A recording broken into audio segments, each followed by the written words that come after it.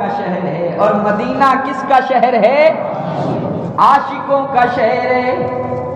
مکے میں اللہ کا گھر ہے اور مدینے میں اس کے حضور کا در ہے۔ مکہ عابدوں کا شہر ہے، مدینہ عاشقوں کا شہر ہے۔ مکے کے اندر گردن جھکتی ہے اور مدینے کے اندر دل جھکتے ہیں۔ فرمایا کہ مکہ خوش بختوں کا شہر ہے اور مدینہ بخت بیداروں کا شہر ہے۔ مکے میں جلال ہی جلال ہے اور مدینے میں جمال ہی جمال ہے۔ پھر مجھے کہنے دیجئے کہ یاد مجھ کو مدینے کی فضا آتی ہے، یاد مجھ کو مدینے کی فضا آتی ہے۔ سانس لیتا ہوں تو جنت کی ہوا آتی ہے۔ جناب حضرت حسین احمد مدنی سب محبت سے کہہ دیجئے رحمت اللہ علیہ۔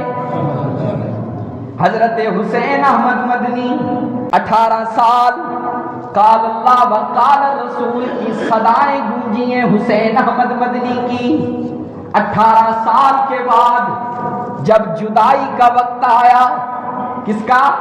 حضرت حسین احمد مدنی رحمت اللہ علیہ کا، کیا فرماتے ہیں کہ 1000 بار اے مدینہ میں تجھ پہ فدا ہوتا،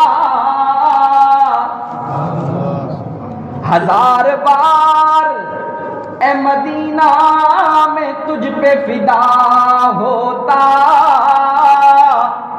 بس چلتا تو مر کر بھی نہ تجھ سے جدا ہوتا، بس چلتا تو مر کر بھی نہ تجھ سے جدا ہوتا۔ ایک ہندو میرے آقا کے مدینے کے بارے میں کیا کہتا ہے؟ ہندو، مسلمان نہیں، کون؟ ہندو، توجہ کیجئے گا۔ فرمایا کہ یہ ارض مقدس ہے، مدینہ کی زمین ہے۔ کہ ہندو میرے آقا کے مدینے کے بارے میں کیا کہتا ہے کہ یہ ارض مقدس ہے، مدینے کی زمین ہے۔ ارے جنت بھی یہی، وارث جنت بھی یہی ہے، اور دنیا کا عقیدہ ہے، میرا بھی یقین ہے۔ ارے جو چیز ہے مدینے میں کہیں اور نہیں ہے،